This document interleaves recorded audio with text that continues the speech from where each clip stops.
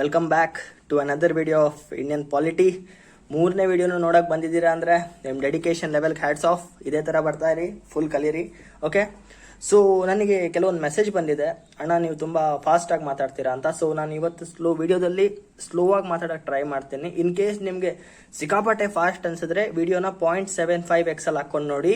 In case ನಿಮ್ಗೆ video ತುಂಬಾ slow ಅನ್ಸಿದ್ರೆ ಇದನ್ನ 0.12x ಅಲ್ಲಿ ಹಾಕೊಂಡು ನೋಡಿ. ಓಕೆ, ಯೂಟ್ಯೂಬ್ ಎಲ್ಲ ಫೀಚರ್ ಇದೆ. ಸೊ ಇವತ್ತು ನಾವು ಕಾನ್ಸ್ಟಿಟ್ಯೂಷನ್ದು ಫ್ರೇಮ್ ವರ್ಕ್ ಹೋಗ್ಬಿಡೋಣ. ಇವತ್ತು ನಾವು ಫುಲ್ ಫ್ರೇಮ್ ವರ್ಕ್ ಬಗ್ಗೆ ಮಾತಾಡೋಣ. ಇಂಡಿಯಾಗೆ ಕಾನ್ಸ್ಟಿಟ್ಯೂಷನ್ ಯಾಕೆ ಬೇಕಿತ್ತು, ಯಾಕಾಯ್ತು, ಏನಾಯ್ತು ಎಲ್ಲ ಕಲ್ತ್ಕೊಳ್ಳೋಣ. Framing of the constitution. First of all, ಈ ಪ್ರಪಂಚದಲ್ಲಿ ಮೂರು ತರ ಪೊಲಿಟಿಕಲ್ ಸಿಸ್ಟಮ್ಸ್ ಇದೆ. ಒಂದು ಮೊನಾರ್ಕಿ, ಇದ್ರ ಬಗ್ಗೆ ಸ್ವಲ್ಪ ತಿಳ್ಕೊಳ್ಳೋಣ. Second one is dictatorship, spelling ಬಗ್ಗೆ ಬೇಜಾರು ಮಾಡ್ಕೋಬೇಡಿ. And third one is democracy. ಈ ಮೂರುಗಳ ಬಗ್ಗೆ ಒಂದು ಓವರ್ ವ್ಯೂ ಕೊಡ್ತೀನಿ. ಮೊನಾರ್ಕಿ ಅಂದ್ರೆ ನಿಮ್ದೊಂದು ಸ್ಟೇಟ್ ಇದೆ ಅಂತ ಇಟ್ಕೊಳ್ಳಿ. ಸ್ಟೇಟ್ ಅಂದ್ರೆ ಕಂಟ್ರಿ, ಆಯ್ತಾ? ಸ್ಟೇಟ್ ಅಂದ್ರೆ ಕಂಟ್ರಿ. ನಾನು ಯಾವಾಗ ಸ್ಟೇಟ್ ಅಂತ ರೆಫರ್ ಮಾಡಿದ್ರು ಕೂಡ ನಿಮ್ಮ ಮೈಂಡ್ ಅಲ್ಲಿ ಸದ್ಯ ಕಂಟ್ರಿ ಅಂತ ಇಟ್ಕೊಳ್ಳಿ. ಓಕೆ, ನಾನು ಸ್ಟೇಟ್ ಅಂತ ಇರ್ತೀನಿ. ಮುಂದೆ ಹೋದ್ಮೇಲೆ ಸ್ಟೇಟ್ ಡೆಫಿನೇಷನ್ ಕೂಡ ಮುಂದಿನ ವಿಡಿಯೋಸ್ ಅಲ್ಲಿ ನಿಮ್ಗೆ ಹೇಗಿದ್ರು ಗೊತ್ತಾಗತ್ತೆ. ಸೊ ಈಗ ಸದ್ಯಕ್ಕೆ ಸ್ಟೇಟ್ ಅಂದ್ರೆ ಕಂಟ್ರಿ ಅಂತ ಇಟ್ಕೊಳ್ಳಿ. ಓಕೆ, ಮೊನಾರ್ಕಿ ಅಂದ್ರೆ ನಿಮ್ ಸ್ಟೇಟ್ ಇದ್ರೆ ಸ್ಟೇಟ್ ಅದ್ರ ಹೆಡ್ ಇರ್ತಾರಲ್ವಾ, ಟಾಪ್ ಪೊಸಿಷನ್ ಹೆಡ್. ಈಗ ಒಂದು ರಾಜ್ಯದಲ್ಲಿ ರಾಜ ಹೇಗಿರ್ತಾನೋ ಆ ತರ every state as a main head. He is the first citizen. Okay, ಈ ಸ್ಟೇಟ್ ಹೆಡ್ ಏನಿರ್ತಾರೆ ಇವರು ತಲತಲಾಂತರಗಳಿಂದ ಅವ್ರ ವಂಶಸ್ಥರೇ ಬರ್ತಾ ಹೋಗ್ತಾರೆ. ಈಗ ನಮ್ಮ ಕರ್ನಾಟಕದಲ್ಲಿ ಒಡೆಯರ್ಸ್ ಇದಾರಲ್ವಾ, ಒಡೆಯರ್ದು ರಾಜ ಒಡೆಯರ್ ಡೈನೆಸ್ಟಿಯಿಂದಾನೇ ಬರ್ತಾ ಹೋಗ್ತಾರೆ. ಅದೇ ತರ ಮೊನಾರ್ಕಿಯಲ್ಲಿ ಆ ಹೆಡ್ ಇನ್ ಸ್ಟೇಟ್ ಏನಿದೆ ಅವರು ವಂಶ ಪಾರಂಪರ್ಯವಾಗೇ ಬರ್ತಾ ಇರ್ತಾರೆ, ಬೇರೆಯವ್ರಿಗೆ ಅವಕಾಶ ಇಲ್ಲ. ಇಂಥ ಒಂದು ಮೊನಾರ್ಕಿ ಸಿಸ್ಟಮ್ಗೆ ಎಕ್ಸಾಂಪಲ್ ನಮ್ಮ ಇಂಗ್ಲೆಂಡ್ ಅಲ್ಲಿ ಕಿಂಗ್ಸ್ ಅಂಡ್ ಕ್ವೀನ್ಸ್ ಈಗಲೂ ಇದ್ದಾರೆ. ಸೊ ಅವರೇ ಹೆಡ್ ಅಲ್ಲಿ ಕೂತ್ಕೊಳ್ತಾರೆ. ಟಾಪ್ ಪೊಸಿಷನ್ ಏನಿದೆ ದೇಶದ್ದು ಅಲ್ಲಿ ಕೂತ್ಕೊಳ್ಳೋದು ರಾಜರು. So England is an example for it. Second one is dictatorship. ಇದು ತುಂಬಾ ವಿಚಿತ್ರ. ಡಿಕ್ಟೇಟರ್ಶಿಪ್ ಅಲ್ಲಿ ಏನಂದ್ರೆ ಎಲ್ಲ ಡಿಸಿಷನ್ಸ್ ಒಬ್ನೇ ತಗೊಳ್ತಾನೆ, ಸಿಂಗಲ್ ಡಿಸಿಷನ್. ಒಂದು ಸಲ ಅವ್ರು ಡಿಸಿಷನ್ ತಗೊಂಡ್ರೆ ನಾವು ಸಿಟಿಸನ್ಸ್ ಕಂಪಲ್ಸರಿ ಅದನ್ನ ಫಾಲೋ ಮಾಡಲೇಬೇಕು. ಅದನ್ನ ಕ್ವಶನ್ ಮಾಡಕ್ಕೆ, ಕ್ರಾಸ್ ಚೆಕ್ ಮಾಡಕ್ಕೆ ಇನ್ನೊಬ್ಬ ಅಥಾರಿಟಿ ಇರಲ್ಲ. Complete ultimate power. Example for this is north Korea ಅಂದ್ಕೊಳ್ಳಿ, ನಿಮ್ ತಲೆಗೆ ಬಂದ್ಬಿಡತ್ತೆ. ಅವರೇ ಎಕ್ಸಾಕ್ಟ್ಲಿ ನಿಮ್ ತಲೆಗೆ ಬಂದಿದೆ. ಇಲ್ಲ ಅಂದ್ರೆ ಇನ್ನೊಂದು ಎಕ್ಸಾಂಪಲ್ ಅಡಾಲ್ಫ್ ಹಿಟ್ಲರ್ ಹೆಸರು ಕೂಡ ನಮ್ಗೆ ತುಂಬಾ ಚೆನ್ನಾಗಿ ಗೊತ್ತಿರತ್ತೆ. ಒಂದು ಸಲ ಇದ್ರಲ್ಲಿ ಇವ್ರು ಡಿಸಿಷನ್ ತಗೊಂಡ್ರೆ ಅದನ್ನ ಕ್ವಶನ್ ಮಾಡೋ ಪವರ್ ಈ ಪ್ರಪಂಚದಲ್ಲೇ ಯಾರಿಗೂ ಇಲ್ಲ ಅನ್ನೋ ರೇಂಜ್ ಅಲ್ಲಿ ಡಿಕ್ಟೇಟರ್ಶಿಪ್ ವರ್ಕ್ ಆಗುತ್ತೆ. ಮೂರನೇದು ಡೆಮೋಕ್ರಸಿ ಅಂದ್ರೆ ಪೀಪಲ್.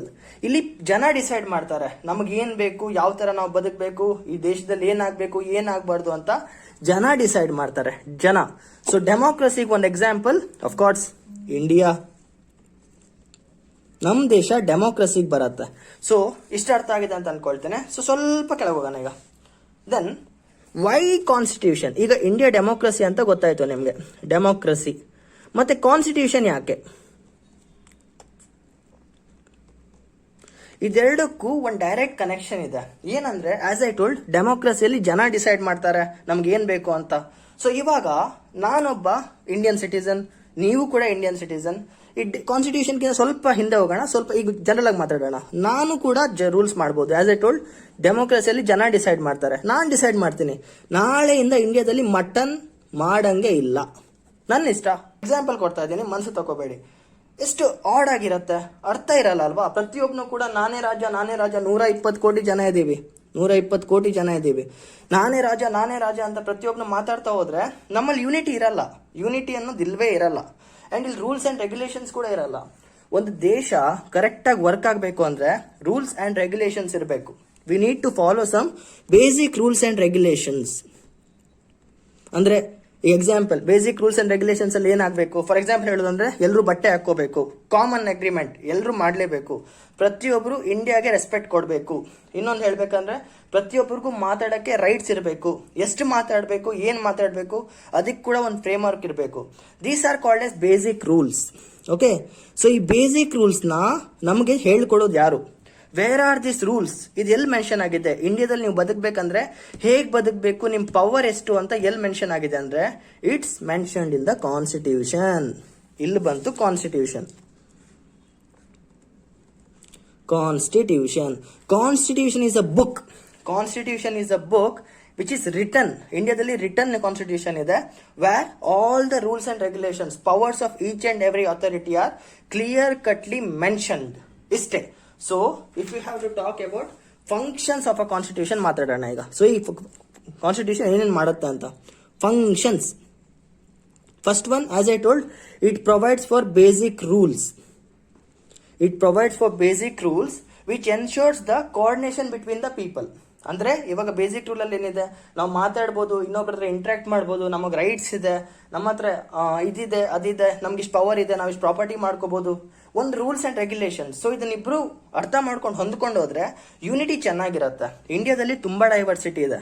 ಡೈವರ್ಸಿಟಿ ಅಂತೂ ಇಂಡಿಯಾದಲ್ಲಿ ಹೇಳಕ್ಕಾಗಲ್ಲ. ಫಾರ್ ಎಕ್ಸಾಂಪಲ್, ನೀವೀಗ ಕರ್ನಾಟಕದಲ್ಲಿ ಇದ್ದೀರಾ, ಕರ್ನಾಟಕದಿಂದ ನೀವು ಸ್ವಲ್ಪ ಆಂಧ್ರ ಪ್ರದೇಶಕ್ಕೆ ಹೋದ್ರೆ ಹೆಂಗ್ ಜನ ಬದಲಾಗ್ತಾರೆ ನೋಡಿ, ಹೆಂಗ್ ಭಾಷೆ ಬದಲಾಗತ್ತೆ, ಹೆಂಗ್ ಡ್ರೆಸ್ಸಿಂಗ್ ಸ್ಟೈಲ್ ಬದಲಾಗತ್ತೆ, ಹೇಗ್ ಊಟ ಬದಲಾಗತ್ತೆ, ಎಷ್ಟು ಜಾತಿ ಬದಲಾಗತ್ತೆ, ಎಷ್ಟು ರಿಲಿಜನ್ ಬದಲಾಗತ್ತೆ, ಎಷ್ಟು ಊರು ಬದಲಾಗತ್ತೆ.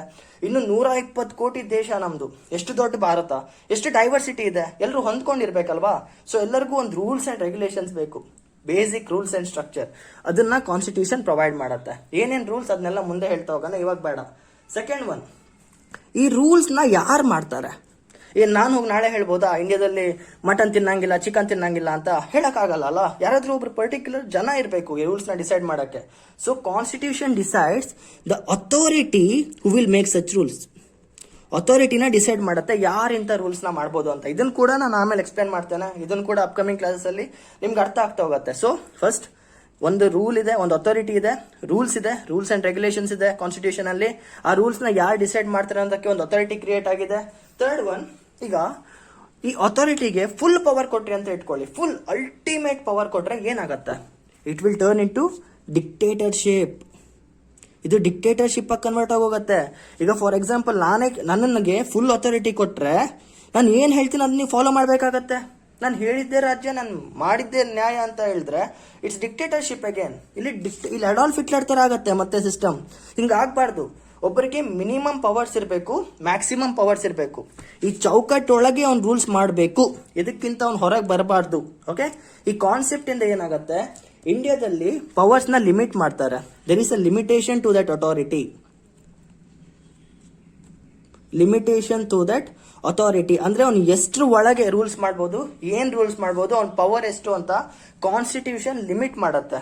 ಇಂಡಿಯಾದಲ್ಲಿ 2 ತರ ಲಿಮಿಟೇಷನ್ಸ್ ಇದೆ. ಒಂದು ಸೆಂಟ್ರಲ್, ಇದೆಲ್ಲ ನಿಮ್ ಮುಂದೆ ಅಪ್ಕಮಿಂಗ್ ವಿಡಿಯೋಸ್ ಅಲ್ಲಿ ಗೊತ್ತಾಗತ್ತೆ, ಹೇಳ್ತಾ ಇದ್ದೀನಿ. ಸ್ಟೇಟ್.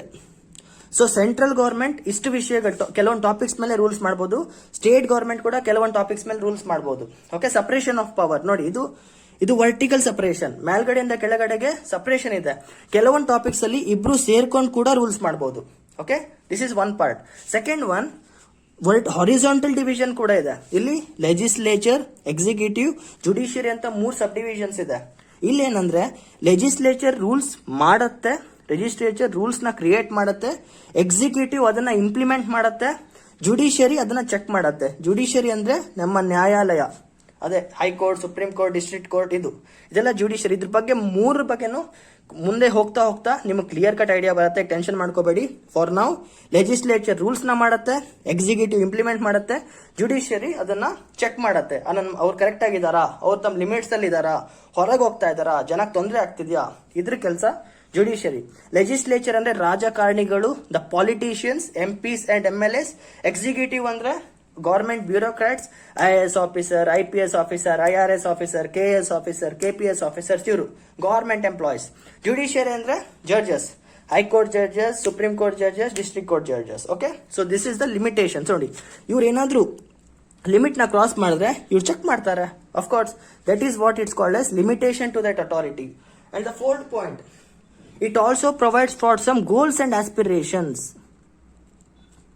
ಗೋಲ್ಸ್ ಅಂಡ್ ಆಸ್ಪಿರೇಷನ್ಸ್ ಅಂದ್ರೆ ನಮ್ಗೊಂದು ಗೋಲ್ ಮತ್ತೆ ಆಸ್ಪಿರೇಷನ್ಸ್ ನ ಸೆಟ್ ಮಾಡತ್ತೆ. ಅದು ನಾವು ಅದನ್ನ ಫಾಲೋ ಮಾಡಬೇಕು. ಲೈಕ್ ನಮ್ಗೆ ಫಾರ್ ಎಕ್ಸಾಂಪಲ್ ಇದಕ್ಕೆ ಎಕ್ಸ್ಪ್ಲನೇಷನ್ ಕೊಡಬೇಕು ಅಂದ್ರೆ ನೋಡಿ, ಈಗ ಕ್ರಿಕೆಟ್ ಟೀಮ್ ಅಂತ ಇದೆ ಅಂತ ಇಟ್ಕೊಳ್ಳೋಣ. ಕ್ರಿಕೆಟ್ ಟೀಮ್ ಇದೆ. ಕ್ರಿಕೆಟ್ ಟೀಮ್ ಗೋಲ್ ಏನು? ನಮಗೋಸ್ಕರ ವರ್ಲ್ಡ್ ಕಪ್ ಹೊಡಿಬೇಕು, ಅವ್ರು ನಮ್ಮ ದೇಶ ರೆಪ್ರೆಸೆಂಟ್ ಮಾಡಬೇಕು, ಆಡಬೇಕು. So that is their goal. And what is their aspiration? ಜನ ಖುಷಿ ಪಡ್ತಾರೆ. ಇದೇ ತರ constitution also gives some goals and aspirations to these 3. And it also gives for the people. So ಅದೇನು ಅಂತ ಮುಂದೆ ನಿಮ್ಗೆ ಗೊತ್ತಾಗುತ್ತೆ. ಈಗ ಬೇಸಿಕ್ ಸ್ಟ್ರಕ್ಚರ್ ಅರ್ಥ ಮಾಡ್ಕೊಳ್ಳಿ. ಫಸ್ಟ್ ಒನ್ ಏನು, ಬೇಸಿಕ್ ರೂಲ್ಸ್ನ ಪ್ರೊವೈಡ್ ಮಾಡುತ್ತೆ. ಸೆಕೆಂಡ್ ಒನ್ ಏನು, ಆ ರೂಲ್ಸ್ನ ಯಾರು ಮಾಡ್ತಾರೆ ಅಂತ ಡಿಸೈಡ್ ಮಾಡುತ್ತೆ. ಮೂರನೇದು, ಅದಕ್ಕೊಂದು ಲಿಮಿಟೇಷನ್ ಇದೆ, ಇದನ್ನು ಕ್ರಾಸ್ ಮಾಡ್ಕೊಂಡು ಹೋಗೋಂಗಿಲ್ಲ, ಅದ್ರ ಒಳಗೆ ನೀವು ರೂಲ್ಸ್ ಮಾಡಬೇಕು, ನೀವು ಆ ಗ್ರೌಂಡ್ ಒಳಗೆ ಆಟ ಆಡಬೇಕು, ಹೊರಗೆ ಬಂದರೆ ಜುಡಿಷಿಯರಿ ಚೆಕ್ ಮಾಡುತ್ತೆ. ಓಕೆ. ನಾಲ್ಕನೇದು, ಗೋಲ್ಸ್ ಅಂಡ್ ಆಸ್ಪಿರೇಷನ್ಸ್ ನ ಪ್ರೊವೈಡ್ ಮಾಡುತ್ತೆ. ಇದು ನಿಮ್ಗೆ ಅರ್ಥ ಆಗಲ್ಲ ಅಂದ್ರೆ ಬೇಜಾರಿಲ್ಲ, ಮುಂದೆ ಅಪ್ಕಮಿಂಗ್ ಅಲ್ಲಿ ಗೊತ್ತಾಗುತ್ತೆ. Most important fifth point, it provides an identity. ಅದು ನಮಗೆಲ್ಲ ಒಂದು ಐಡೆಂಟಿಟಿ ಕೊಡುತ್ತೆ. ಈಗ ಐಡೆಂಟಿಟಿ ಅಂದ್ರೆ ಏನಂತ ಹೇಳ್ತೀನಿ. ನೀವೊಂದು ಕಂಪ್ನಿಯಲ್ಲಿ ವರ್ಕ್ ಮಾಡ್ತಾ ಇದ್ದೀರಾ ಅಂತ ಇಟ್ಕೊಳ್ಳಿ, ನೀವು ಆ ಕಂಪ್ನಿ ಎಂಪ್ಲಾಯ್ ಅಂತ ಆ ಕಂಪ್ನಿಯವ್ರಿಗೆ ಮತ್ತೆ ಜನ ಗೊತ್ತಾಗೋದು ಹೇಗೆ? You have an I D card around your neck. ನಿಮ್ ಕುತ್ತಿಗೆ ಸುತ್ತ ಒಂದು ಐ ಡಿ ಕಾರ್ಡ್ ಇರುತ್ತೆ. ನೀವು ಕಾಲೇಜ್ ಸ್ಟೂಡೆಂಟ್ ಅಂತ ಗೊತ್ತಾಗೋದು ಕೂಡ ನೀವು ಕಾಲೇಜ್ ಐಡಿನ ಪ್ರೊಡ್ಯೂಸ್ ಮಾಡಿದಾಗ್ಲಾನೆ. ಅಂತ ಒಂದು ಐಡೆಂಟಿಟಿ ನಮ್ಮ ಇಂಡಿಯನ್ಸ್ಗೂ ಇದೆ. That identity given by constitution of India, the top most identity of us is called as identity. That is political identity. ಇದಕ್ಕೆ ಮತ್ತೊಂದು ಹೆಸರು political identity, ಟಾಪ್ ಮೋಸ್ಟ್ ಐಡೆಂಟಿಟಿಗೆ, and that's called as Indianness. We are Indians ಅನ್ನೋ ಒಂದು political ಐಡೆಂಟಿಟಿನ constitution ಕೊಡತ್ತೆ ನಮಗೆ. ಅರ್ಥ ಆಗ್ತಿದ್ಯಾ? Constitution gives us an identity that we are Indian. ನೀವು ಎಲ್ಲೇ ಹೋಗಿ, ನೀವು ಯಾವುದೇ ರಾಜ್ಯಕ್ಕೆ ಹೋಗಿ ಇಂಡಿಯಾದಲ್ಲಿ, ನೀವು ಹೊರಗಿನ ದೇಶಕ್ಕೆ ಹೋಗಿ, ನಿಮ್ಮ first and foremost identity is Indianness. ನೀವು ಯಾವ ಜಾತಿ, ಯಾವ ಮತ, ಯಾವ ಧರ್ಮ, ಯಾವ ಕುಲ, ಕುಳ್ಳಕ್ಕಿದ್ದೀರಾ, ಎತ್ತರಕ್ಕಿದ್ದೀರಾ, ಕಪ್ಪಕ್ಕಿದ್ದೀರಾ, ಬೆಳ್ಳಗಿದ್ದೀರಾ, ನಿಮ್ಗೆ ಕೈ ಇದೆಯಾ, ಕೈ ಇಲ್ವಾ, ಕಾಲಿದೆಯಾ, ಕಾಲಿದ್ವಾ, ಯಾವುದು ವರ್ಕ್ ಆಗಲ್ಲ ನಮ್ಮ ದೇಶದಲ್ಲಿ. You all have equal rights and you all have a single identity ಅಲ್ಲ, the most important identity, that is identity of Indianness. ನಾವೀಗ ಹೊಡ್ಕೊಳ್ತೀವಲ್ಲ, ನಿಮ್ಮ ಜಾತಿ ಬೇರೆ, ನಮ್ಮ ಜಾತಿ ಬೇರೆ, ನಿಮ್ಮ ಧರ್ಮ ಬೇರೆ, ನಮ್ಮ ಧರ್ಮ ಬೇರೆ, ಇದು ಯಾವುದು ಇಲ್ಲ ಇಂಡಿಯಾದಲ್ಲಿ. ಇದೆಲ್ಲ ಬರೀ ಕಲ್ಪನೆ, ಇದೆಲ್ಲ ಮೂಢ ಕಲ್ಪನೆ. ನಮ್ಗಿರೋದು ಒಂದು identity and that is we all are Indians. Okay, ಇದನ್ನ ನೆನ್ಪಿಟ್ಕೊಳ್ಳಿ. ಇದ್ರ ಜೊತೆಗೆ ಮೋರಲ್ ಐಡೆಂಟಿಟೀಸ್ ಕೂಡ ಇದೆ. ಆ್ಯಂಡ್ ಮೋರಲ್ ಐಡೆಂಟಿಟೀಸ್ ಬಗ್ಗೆ ನಾವು ಮುಂದೆ ಮಾತಾಡೋಣ. ಓಕೆ, ಇದನ್ನ ಪ್ರಿಯಾಂಬಲ್ ಚಾಪ್ಟರ್ ನಾನು ಕವರ್ ಮಾಡ್ತೀನಿ, ಈಗ ಸದ್ಯಕ್ಕೇನು ಬೇಡ. That is equality, liberty, fraternity etcetera. ನೀವು ಇಂಟರ್ನೆಟಲ್ಲಿ ಪ್ರಿಯಾಂಬಲ್ ಅಂತ ಹೊಡೆದ್ರೆ ಈ ವರ್ಡ್ಸ್ ಎಲ್ಲ ನಿಮಗೆ ಕಾಣುತ್ತೆ. What is that? Equality. We all are equal. ಪ್ರತಿಯೊಬ್ಬರಿಗೂ ಇಂಡಿಯಾದಲ್ಲಿ ಈಕ್ವಲ್ ರೈಟ್ಸ್ ಇದೆ. ನನಗೇನು ಅಷ್ಟು ಅಥಾರಿಟಿ ಇದೆಯೋ ನಿಮಗೂ ಅಷ್ಟೇ ಅಥಾರಿಟಿ ಇದೆ. ಫಾರ್ ಎಕ್ಸಾಂಪಲ್, ಈಗ IAS ಆಫೀಸರ್ ಎಕ್ಸಾಮ್ ಬರೀಬೇಕು ಅಂದ್ರೆ, ದಟ್ ಈಸ್ UPSC ಎಕ್ಸಾಮ್ ಬರೀಬೇಕಂದ್ರೆ, ನೀವು ಯಾವುದೇ ಜಾತಿ ಆಗಿರಿ, ಯಾವುದೇ ರಿಲಿಜನ್ ಆಗಿರಿ, ಇಂಡಿಯಾದ ಯಾವುದೇ ಮೂಲೆಯಲ್ಲಿ ಬದುಕ್ತಾ ಇರಿ, ನಿಮ್ಮ ಕೈ ಇರಲಿ, ಕಾಲಿರಲಿ, ಇಲ್ಲದೆ ಇರಲಿ, ಏನೇ ಇರಲಿ, ಪ್ರತಿಯೊಬ್ಬರಿಗೂ ಎಕ್ಸಾಮ್ ಬರೆಯೋ ಅಥಾರಿಟಿ ಇದೆ. That is equality. Okay. Liberty ಬಗ್ಗೆ ಹೇಳ್ಬೇಕಂದ್ರೆ, ಯು ಹ್ಯಾವ್ ಫ್ರೀಡಮ್.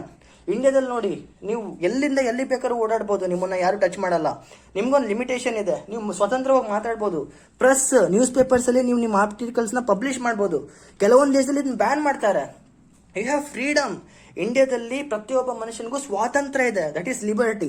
ಇದಕ್ಕೊಂದು ಲಿಮಿಟೇಷನ್ ಇದೆ, ಇಟ್ಸ್ ನಾಟ್ ಅಬ್ಸಲ್ಯೂಟ್. ಇದಕ್ಕೆ ಲಿಮಿಟೇಷನ್ಸ್ ಇದೆ. ಅಂದ್ರೆ ನೀವು ರೋಡ್ಗೆ ಹೋಗ್ಕೊಂಡು ನಮ್ಮ ದೇಶ ಕಿತ್ತೋಗಿದ್ದು, ನಮ್ಮ ದೇಶ ಚಪ್ಪರ್ ಆ ಥರ ಎಲ್ಲ ಮಾತಾಡಬಾರ್ದು. There is some limitations. Liberty ಕೂಡ ಇದೆ.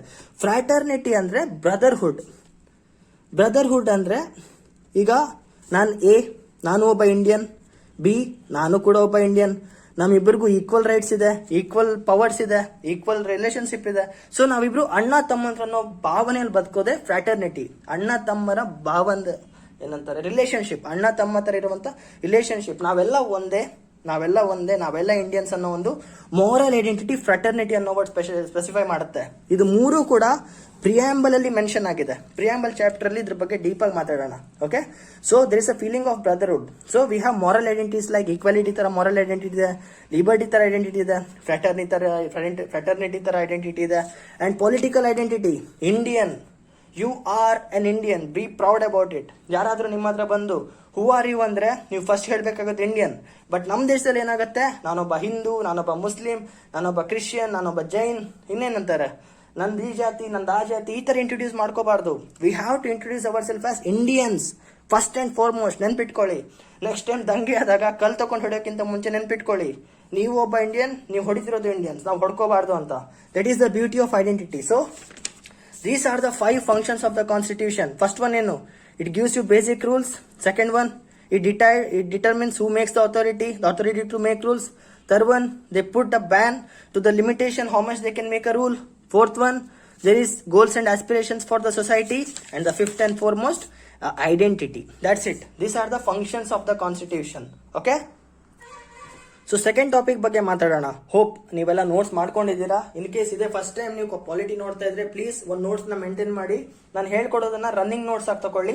ಓಕೆ, ರನ್ನಿಂಗ್ ನೋಟ್ಸ್ ಆಗಿ ಬರ್ಕೊಳ್ತಾ ಇರಿ, ತುಂಬಾ ಯೂಸ್ ಆಗುತ್ತೆ.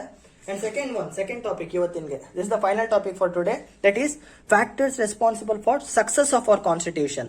ನಮ್ಮ ಈ ಕಾನ್ಸ್ಟಿಟ್ಯೂಷನ್ ಬುಕ್ ಏನಿದೆ, ಇದು ನಮ್ಮ ಕಾನ್ಸ್ಟಿಟ್ಯೂಷನ್ ಏನಿದೆ, it came in to force on 26th of November 1949. ನಮಗೆ 26th of November 1949 ಅಲ್ಲಿ ಕಾನ್ಸ್ಟಿಟ್ಯೂಷನ್ ಪವರ್ ಬಂತು. We officially accepted it, we officially accepted in 26th November 1949. We celebrate Republic Day on 26th of January 1950.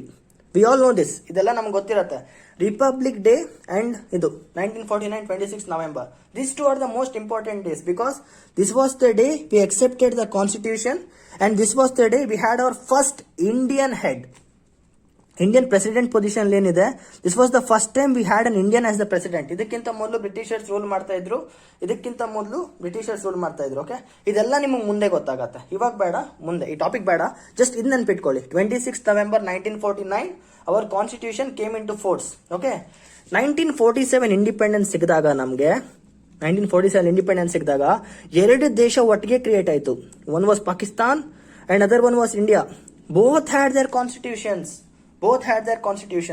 Constitution ಇದೆ first time.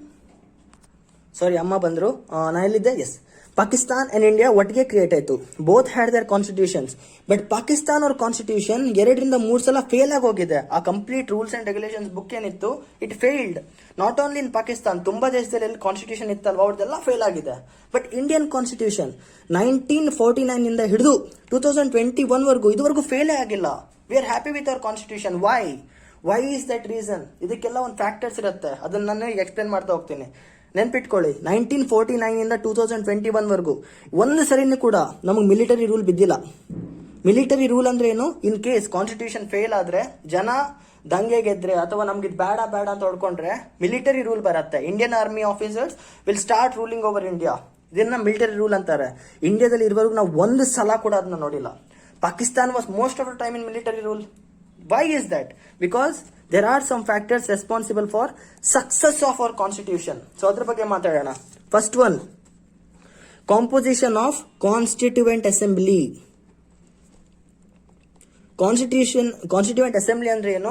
1946 47 ಅಲ್ಲಿ cabinet mission, Indian cabinet mission ಬಂದಾಗ ಇಂಡಿಯಾಗೆ, ಇದು modern history ಹೇಳ್ತೀನಿ, ಇದ್ರ ಬಗ್ಗೆ ಬೇಡ. ವೆನ್ ಕಾನ್ಸ್ಟಿಟ್ಯೂಷನ್ ವಾಸ್ ಫ್ರೇಮ್ಡ್, ಇಂಡಿಯಾದ ಮೂಲೆಯಿಂದ we had representatives to sit together and make a constitution. India ಮೂಲೆಯಿಂದ ಜನನ ಕಳಿಸಿ ನಾವು ಒಂದು ಕಮಿಟಿ ಫಾರ್ಮ್ ಮಾಡಿ ನಮ್ಮ ಕಾನ್ಸ್ಟಿಟ್ಯೂಷನ್ ನ ಡ್ರಾಫ್ಟ್ ಮಾಡಿದ್ವಿ, ನಾವು ಕಾನ್ಸ್ಟಿಟ್ಯೂಷನ್ ನ ಬರ್ಸಿದ್ವಿ. ಸೊ ಇಂಡಿಯಾದ ಮೂಲೆಯಲ್ಲಿರೋ ಜನತೆಗೂ ಕೂಡ ಅವ್ರ ಇಂಟ್ರೆಸ್ಟ್ ನ ಕಾನ್ಸ್ಟಿಟ್ಯೂಷನ್ ಸೇಫ್ ಗಾರ್ಡ್ ಮಾಡುತ್ತೆ. ಪ್ರತಿಯೊಬ್ಬರ ಇಂಟ್ರೆಸ್ಟ್ ನ ಒಟ್ಟಿಗೆ ತಕೊಂಡೇ ನಾವು ಕಾನ್ಸ್ಟಿಟ್ಯೂಷನ್ ನ ಬರ್ತಿದೀವಿ. So this is one of the most important thing. We have ensured that we have protected the interest of every single person in India. That is why we have a constituent assembly and they made a constitution for us. This is the first and foremost thing. ಪ್ರತಿಯೊಂದು region, ನೀವು Muslim ಆಗಿರ್ಬೋದು, ಹಿಂದೂ ಆಗಿರ್ಬೋದು, Christian ಆಗಿರ್ಬೋದು, ಜೈನ್ ಆಗಿರ್ಬೋದು, ಯಾವರೇ ಆಗಿರಿ, ನಿಮ್ interest ನ constitution draft ಮಾಡಬೇಕಾದ್ರೆ ನಿಮ್ ಪೂರ್ವಜರು ಅದನ್ನ ಎನ್ಶೋರ್ ಮಾಡಿದ್ರು. This is first one. Second one is legacy of freedom movement. ನಮ್ಮ ದೇಶದಲ್ಲಿ ಯಾವಾಗ ಫ್ರೀಡಮ್ ಮೂವ್ಮೆಂಟ್ ಸ್ಟಾರ್ಟ್ ಆಯ್ತಲ್ವ ಬ್ರಿಟಿಷರ್ಸ್ ಅಗೇನ್ಸ್ಟ್, ಕೆಲವೊಂದು ಲೀಡರ್ಸ್ಗೆ ನೋಡಿದ ಕೂಡಲೇ ಗೊತ್ತಾಗಿತ್ತು ನಮ್ಮ ಕಾನ್ಸ್ಟಿಟ್ಯೂಷನ್ ಅಲ್ಲಿ ಏನ್ ಇರಬೇಕು ಅಂತ. ಫಾರ್ ಎಕ್ಸಾಂಪಲ್, ಇಂಡಿಯನ್ಸ್ಗೆ ಸ್ವಾತಂತ್ರ್ಯನೇ ಇದಿಲ್ಲ ಬ್ರಿಟಿಷರ್ಸ್ ಇದ್ದಾಗ. Most of the Indians didn't had the freedom. ನಾವು ಹೊರಗೆ ಬಂದು ಒಂದೇ ಮಾತರಂ ಹಾಡಿದ್ರು ಕೂಡ ಅವ್ರು ಹೊಡಿಲಿಕ್ಕೆ ಸ್ಟಾರ್ಟ್ ಮಾಡ್ತಿದ್ರು. This is the violation of our fundamental right. ಮಾತಾಡಕ್ಕೆ ಅಧಿಕಾರ ಇಲ್ಲ. ನಾವು ಪ್ರೆಸ್ ಬರಿಬೇಕಾದ್ರೆ, ಪ್ರೆಸ್ ಅಲ್ಲಿ ಆರ್ಟಿಕಲ್ಸ್ ಬರಿಬೇಕಾದ್ರೆ ಬ್ರಿಟಿಷರ್ಸ್ ಅದನ್ನ ಅಪೋಸ್ ಮಾಡಿದ್ದಾರೆ. ಫಂಡಮೆಂಟಲ್ ರೈಟ್, ನೀವು ಮಾತಾಡೋದು, right to liberty, right to freedom, fundamental right violate ಆಗಿತ್ತು. ಸೊ ಆ ತರ ಐಡಿಯಾಸ್ ಜನಕ್ಕೆ ಮೊದಲೇ ಗೊತ್ತಿತ್ತು. ನಾವು ಅಪ್ಕಮಿಂಗ್ ಕಾನ್ಸ್ಟಿಟ್ಯೂಷನ್ ಅಲ್ಲಿ ಈ ಬ್ರಿಟಿಷರ್ಸ್ ಇಂದ ಸ್ವಾತಂತ್ರ್ಯ ಸಿಕ್ಕಿದ ಮೇಲೆ ನಮ್ ಜನಕ್ಕೆ ಎಂತ ಒಂದು ಖುಷಿ ಕೊಡಬೇಕು, ಎಂತ ಒಂದು ಫ್ರೀಡಮ್ ಕೊಡಬೇಕು, ಏನೇನ್ ರೂಲ್ಸ್ ಕೊಡಬೇಕು, ಎಲ್ಲ ಆಲ್ರೆಡಿ ಅರ್ಧ ಫ್ರೀಡಮ್ ಮೂವ್ಮೆಂಟ್ ಅಲ್ಲೇ ನಮ್ಗೆ ಗೊತ್ತಾಗಿತ್ತು. Third one, public reasoning. Public reasoning ಅಂದ್ರೆ ಏನು? ಪಬ್ಲಿಕ್ ರೀಸನಿಂಗ್ ಅಂದ್ರೆ ಏನು? ಈಗ ಫಾರ್ ಎಕ್ಸಾಂಪಲ್ ಕಾನ್ಸ್ಟಿಟ್ಯೂಯೆಂಟ್ ಅಸೆಂಬ್ಲಿ ಒಂದು ರೂಲ್ ಮಾಡ್ತು, ಏನಂತ, ಯೂನಿವರ್ಸಲ್ ಅಡಲ್ಟ್ ಫ್ರಾಂಚೈಸ್ ಅಂತ. ಯೂನಿವರ್ಸಲ್ ಅಡಲ್ಟ್ ಫ್ರಾಂಚೈಸ್ ಅಂದ್ರೆ ಏನು? ನಿಮಗೆ ಇಂಡಿಯಾದಲ್ಲಿದ್ದು ನಿಮ್ದೊಂದು ಪರ್ಟಿಕ್ಯುಲರ್ ಏಜ್ ಲಿಮಿಟ್ ಕ್ರಾಸ್ ಆದ್ರೆ ನಿಮಗೆ ವೋಟಿಂಗ್ ರೈಟ್ ಸಿಗತ್ತೆ. Voting right, this is called as universal adult franchise. ನೀವು ಹುಡುಗ ಆಗಿ, ಹುಡುಗಿ ಆಗಿ, ಯಾವುದೇ ಜಾತಿಯವರಾಗಿ, ಯಾವುದೇ ಧರ್ಮದವರಾಗಿ, ನಿಮಗೆ ಯೂನಿವರ್ಸಲಿ ಔಟಿಂಗ್ ರೈಟ್ ಆಟೋಮೆಟಿಕ್ ಬರುತ್ತೆ. This is called as universal adult franchise. ಇದು ಒಂದು ಕ್ಲಾಸ್, ಇದು ಅದ್ರ ಬಗ್ಗೆ ಹೇಳ್ತಾ ಇದ್ದೀನಿ. ಸೊ ಈ ಕ್ಲಾಸ್ ಬಗ್ಗೆ ಡಿಸ್ಕಷನ್ ಆಯ್ತು. ಈಗ ಸಡನ್ ಆಗಿ ಫಾರ್ ಎಕ್ಸಾಂಪಲ್ ಒಬ್ಬರು ಬಂದು ನಮ್ಮ ದೇಶದಲ್ಲಿ ಯೂನಿವರ್ಸಲ್ ಅಡಲ್ಟ್ ಫ್ರಾಂಚೈಸ್ ಇರಬೇಕು ಅಂತ ಕಾನ್ಸ್ಟಿಟ್ಯೂಷನ್ ಅಸೆಂಬ್ಲಿಯಲ್ಲಿ ಇದ್ದಿದ್ದು ಒಬ್ರು ರೆಫರ್ ಮಾಡಿದ್ರೆ ಪ್ರತಿಯೊಬ್ರು ಅದ್ರ ಬಗ್ಗೆ ಡಿಸ್ಕಸ್ ಮಾಡ್ತಾರೆ, ಇದು ಯಾಕೆ ಬೇಕು, ಯಾಕೆ ಬೇಡ ಅಂತ. ಅರ್ಥ ಆಗ್ತಿದ್ಯಾ? ಬಟ್ ಸೊ ಎಲ್ಲರೂ ಸುಮಾರು ಜನ ಓಪನ್ ಆಗಿ ಅಕ್ಸೆಪ್ಟ್ ಮಾಡಿದ್ರೆ ಮಾತ್ರ ಆ ಕ್ಲಾಸ್ ನ ಕಾನ್ಸ್ಟಿಟ್ಯೂಷನ್ ಬುಕ್ ಅಲ್ಲಿ ಆಡ್ ಮಾಡಿದ್ದಾರೆ. ಇಲ್ಲಾಂದ್ರೆ ತುಂಬಾ ಐಡಿಯಾಸ್ ಡ್ರಾಪ್ ಆಗಿದೆ, ಅದು didn't make to the constitution.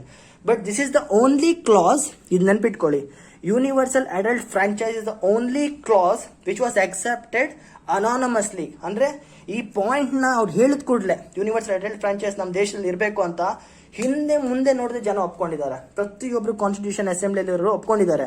This is the first country of the world, most probably this is the first country of the world that gave freedom, that gave universal adult franchise. ಮೊದಲು ಇಂಡಿಯಾದಲ್ಲಿ voting rights ವುಮೆನ್ಸ್ಗೂ ಇರಲಿಲ್ಲ, ಕೆಲವೊಂದು ಎಲ್ಲರಿಗೂ ಇರಲಿಲ್ಲ, ಪ್ರತಿಯೊಬ್ಬರಿಗೂ vote ಮಾಡೋ rights ಇಲ್ಲ British ಕಾಲದಲ್ಲಿ. But the moment constitution assembly was drafted, we gave this power, universal adult franchise. ಈ ಕ್ಲಾಸ್ ನ ನೆನ್ಪಿಟ್ಕೊಳ್ಳಿ, ಪ್ರತಿಯೊಬ್ಬರಿಗೂ ಇಂಡಿಯಾದಲ್ಲಿ ವೋಟಿಂಗ್ ರೈಟ್ಸ್ ಇದೆ. ಮೊದಲು 21 ವರ್ಷ ಆದ್ರೆ ವೋಟ್ ಮಾಡೋ ಅಧಿಕಾರ ಇತ್ತು, ಆಮೇಲೆ ಅದನ್ನ 18 ಇಯರ್ಸ್ಗೆ ರೆಡ್ಯೂಸ್ ಮಾಡಿದ್ದಾರೆ. This is one clause that was accepted unanimously without any discussion. Fourth one, mode of promulgation. Mode of promulgation ಅಂದ್ರೆ ನಮ್ಮ ಕಾನ್ಸ್ಟಿಟ್ಯೂಷನ್ ರೆಡಿ ಆಯ್ತು ಅಲ್ವಾ, ಡ್ರಾಫ್ಟ್ ಮಾಡಿ ಪ್ರಿಂಟ್ ಮಾಡಿ ಎಲ್ಲ ಆಯ್ತಲ್ವಾ, ಇದನ್ನ ಜನರು ವೋಟ್ಗೆ ಹಾಕ್ಲಿಲ್ಲ. ಜನರು ವೋಟ್ ಅಂದ್ರೆ ಏನು? ಈಗ 4 ಜನ ಇದ್ದಾರೆ, 1 2 3 4 ಅಂತ. ಈ ಕಾನ್ಸ್ಟಿಟ್ಯೂಷನ್ ನ ಪಬ್ಲಿಕ್ ಅಲ್ಲಿ ಕೊಡಬೇಕು, ಆಮೇಲೆ ಜನರು ವೋಟ್ ಕೇಳಬೇಕು, ನೀವು ಇದಕ್ಕೆ ಅಕ್ಸೆಪ್ಟ್ ಮಾಡ್ತೀರಾ, ರಿಜೆಕ್ಟ್ ಮಾಡ್ತೀರಾ, ಅಕ್ಸೆಪ್ಟ್ ಮಾಡ್ತೀರಾ ಅಂತ. ಸೊ 3/4 ಪೀಪಲ್ ಅಕ್ಸೆಪ್ಟ್ ಮಾಡಿದ್ರೆ ವೋಟ್ ಪಾಸ್ ಆಗುತ್ತೆ, 1/4 ಅಕ್ಸೆಪ್ಟ್ ಮಾಡಿದ್ರೆ ಫೇಲ್ ಆಗುತ್ತೆ. ಜನರ ಮೆಜಾರಿಟಿಯಿಂದ ಬುಕ್ ನ ಅಕ್ಸೆಪ್ಟ್ ಆಗುತ್ತೆ ಕಾನ್ಸ್ಟಿಟ್ಯೂಷನ್. ಬಟ್ ಇಂಡಿಯನ್ ಕಾನ್ಸ್ಟಿಟ್ಯೂಷನ್ ಜನರ ವೋಟಿಗೆ ಹಾಕೇ ಇಲ್ಲ. It was never given to referendum, no voting. ಯಾಕೆ? Because the people who drafted constitution were very famous leaders. Indian independence act, Indian independence ಏನಾಗ್ತಿತ್ತಲ್ಲ ಆ ಟೈಮಲ್ಲಿ ಇದ್ದಂತ great leaders were also a part of constituent assembly. So ಜನಕ್ಕೊಂದು ನಂಬಿಕೆ ಇತ್ತು, ಈ particular person, for example Jawaharlal Nehru ಆಗಿರ್ಬೋದು, ಇವರು ನಮ್ಮ ಇಂಟ್ರೆಸ್ಟ್ ನ ಕಾಪಾಡ್ಕೊಳ್ತಾರೆ, ಇವರು ನಮ್ಮ ಇಂಟ್ರೆಸ್ಟ್ ನ ನಾಶ ಮಾಡಲ್ಲ ಅನ್ನೋ ಒಂದು ಕಾನ್ಸೆಪ್ಟ್ ಅಲ್ಲಿ ಪ್ರತಿಯೊಬ್ಬ Indian accepted the constitution that was drafted. This was never put into voting. Okay, ಇದು ಒಂದು. Balance of the power. Balance of power ಅದೇ ನಾನು ಹೇಳ್ದೆ ಅಲ್ವಾ, ಫಂಕ್ಷನ್ಸ್ ಆಫ್ ಕಾನ್ಸ್ಟಿಟ್ಯೂಷನ್. ಇಲ್ಲಿ ಏನಾಗುತ್ತೆ, ಪವರ್ ನ ಸ್ಪ್ಲಿಟ್ ಮಾಡಿದ್ದಾರೆ, ಲೆಜಿಸ್ಲೇಟಿವ್, ಎಕ್ಸಿಕ್ಯೂಟಿವ್, ಜುಡಿಷಿಯರಿ ಅಂತ. ಮತ್ತೆ ಸೆಂಟ್ರಲ್ ಗವರ್ಮೆಂಟ್, ಸ್ಟೇಟ್ ಗವರ್ಮೆಂಟ್ ಅಲ್ಲಿ ಕೂಡ ಸ್ಪ್ಲಿಟ್ ಆಗಿದೆ. ಅರ್ಥ ಆಗ್ತಿದೆ ಅಲ್ವಾ? So is a balance of power, there is a split of power. So ಯಾರಿಗೂ ಅಲ್ಟಿಮೇಟ್ ಪವರ್ ಇಲ್ಲ, ಪ್ರತಿಯೊಬ್ಬರಿಗೂ ಒಂದು ಲಿಮಿಟೇಷನ್ಸ್ ಇದೆ.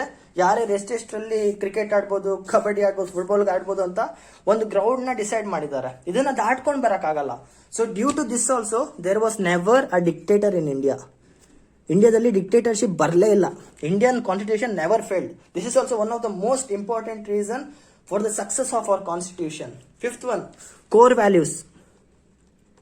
ಪ್ರಿಯಾಂಬಲ್ ಆಫ್ ಅವರ್ ಕಾನ್ಸ್ಟಿಟ್ಯೂಷನ್ ಅಂತ ಸರ್ಚ್ ಮಾಡಿ ಒಂದ್ಸಲ ಪ್ರಿಯಾಂಬಲ್ ನ ಓದಿ, ಆಯ್ತಾ? ಅಲ್ಲಿ ಕೆಲವೊಂದು ವರ್ಡ್ಸ್ ಮೆನ್ಷನ್ ಆಗಿದೆ. As I told, equality, liberty, fraternity, justice, ಇದೆಲ್ಲ ವರ್ಡ್ಸ್ ಇದೆ. ಇದನ್ನ ನಾನು ಪ್ರಿಯಾಂಬಲ್ ಕ್ಲಾಸ್ ಅಲ್ಲಿ ಎಕ್ಸ್ಪ್ಲೇನ್ ಮಾಡ್ತೀನಿ, ಡೋಂಟ್ ವರಿ, ಆ ವಿಡಿಯೋದಲ್ಲಿ ಬರುತ್ತೆ. ಇದನ್ನ ಇಲ್ಲೇ ಎಕ್ಸ್ಪ್ಲೇನ್ ಮಾಡಿದ್ರೆ ಅಲ್ಲೂ ಡಬಲ್ ಡುಪ್ಲಿಕೇಶನ್. ಸೊ ಪ್ರತಿಯೊಬ್ಬರಿಗೂ ಈಕ್ವಾಲಿಟಿ ಇದೆ ನಮ್ಮ ದೇಶದಲ್ಲಿ, ಪ್ರತಿಯೊಬ್ಬರಿಗೂ ಈಕ್ವಲ್ ರೈಟ್ಸ್ ಇದೆ, ಫ್ರಾಟರ್ನಿಟಿ ಫೀಲ್ ಇದೆ, ಜಸ್ಟಿಸ್ ಇದೆ, ನಿಮಗೆ ನ್ಯಾಯ ಸಿಕ್ಕೇ ಸಿಗತ್ತೆ.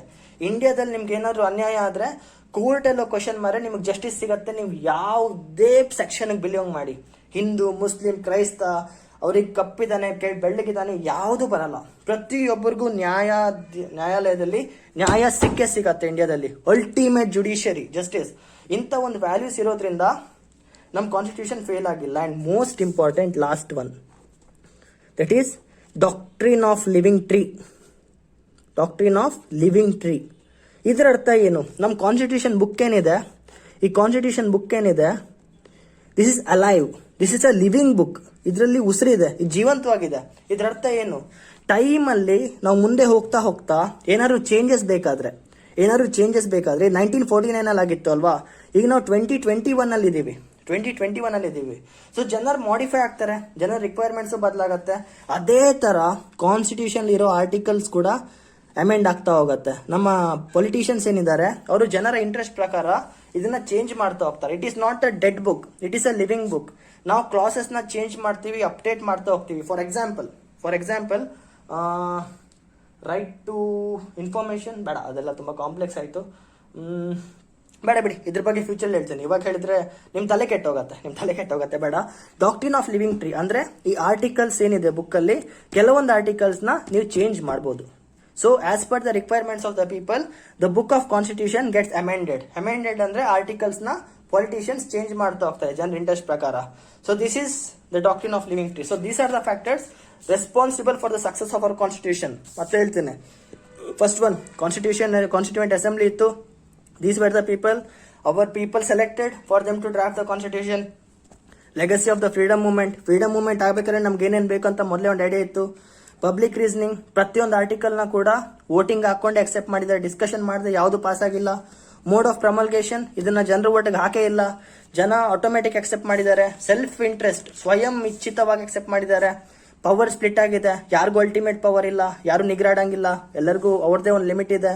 ಆರನೇದು ಕೋರ್ ವ್ಯಾಲ್ಯೂಸ್, ಪ್ರತಿಯೊಬ್ಬರಿಗೂ equality, fraternity, liberty, justice. Constitution ಇರುವಂತ ಪ್ರತಿಯೊಂದು ಆರ್ಟಿಕಲ್, ಪ್ರತಿಯೊಂದು ಕ್ಲಾಸ್ ಪ್ರತಿಯೊಬ್ಬರಿಗೂ ಅಪ್ಲೈ ಆಗುತ್ತೆ, ಎಲ್ಲರಿಗೂ ಈಕ್ವಲ್ ಅಥಾರಿಟಿ ಇದೆ.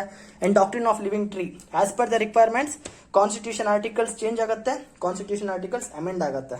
So this is what about today's class, that is functions of the constitution and factors responsible for the constitution. ಇದು basic frame work. ನಾಳೆಯಿಂದ I start with historical back ground of India. Okay, ಅಲ್ಲಿಂದ ನಮ್ಮ Lakshmikant book start ಆಗುತ್ತೆ. ತುಂಬಾ ಜನ book ನ ಕೇಳ್ತಿದ್ರು, ಯಾವ book ನ ರೆಫರ್ ಮಾಡ್ತಾ ಇದೀರಿ ಬ್ರೋ ಅಂತ. ಹೇಳ್ತಾ ಇದ್ದೀನಿ, first one is this 11th standard NCERT Indian constitution at work. ಈ ಬುಕ್ ಸಿಕ್ಕಿದ್ರೆ ಓದಿ, ತುಂಬಾ ನಾಲೆಜ್ ಸಿಗುತ್ತೆ. This is first book. And the second book of course, that is the Bible ಅಂತಾರೆ ಇದನ್ನ, that is Indian polity by M Lakshmikanth. ನಿಮ್ಮ ಹತ್ರ ಈ ಬುಕ್ಸ್ ಇಲ್ಲ ಅಂದ್ರೆ ಏನ್ ಟೆನ್ಷನ್ ತಗೋಬೇಡಿ, I will cover most of the syllabus, ಎಲ್ಲ ಅರ್ಥ ಆಗುತ್ತೆ. ಅಂಡ್ ಇದ್ರ ಪ್ರಿಂಟೆಡ್ ನೋಟ್ಸ್ ಕೂಡ ನಿಮ್ಗೆ ಇಂಟರ್ನೆಟ್ ಅಲ್ಲಿ ಸಿಗುತ್ತೆ. ನೀವು ಕ್ಲಾಸ್ ಬೈ ಕ್ಲಾಸ್ ಸರ್ಚ್ ಮಾಡ್ತಾ ಹೋದ್ರೆ ನಿಮ್ಗೆ ನೋಟ್ಸ್ ಸಿಗುತ್ತೆ. ಈ ಬುಕ್ ನ ಓದಿದ್ರೆ ನಿಮ್ಗೊಂದು ಬೇಸಿಕ್ ಐಡಿಯಾ ಸಿಗುತ್ತೆ. So these are the 2 books I am preferring for this course. ಸರಿ, ವಿಡಿಯೋ ಅರ್ಧ ಗಂಟೆ ಆಗೋಯ್ತು ಗುರು. ಸರಿ, ಮುಂದಿನ ಕ್ಲಾಸಲ್ಲಿ ಮತ್ತೆ ಸಿಗೋಣ. ನಿಮ್ಗೆ ಇಂಟ್ರೆಸ್ಟ್ ಇದ್ರೆ ಅಲ್ಲಿವರೆಗೂ ಕಲಿತಾ ಇರಿ, ನಲಿತಾ ಇರಿ. ಅಂಡ್ ಎಸ್, ನಿಮ್ ಫ್ರೆಂಡ್ಸ್ಗೆ ಯಾರಿಗೂ ಕಾನ್ಸ್ಟಿಟ್ಯೂಷನ್ ಕಲಿಯೋ ಆಸೆ ಇದ್ದಿದ್ರೆ ಅವ್ರಿಗೆ ಈ ವಿಡಿಯೋನ ಶೇರ್ ಮಾಡಿ. ಓಕೆ, ಜೈ.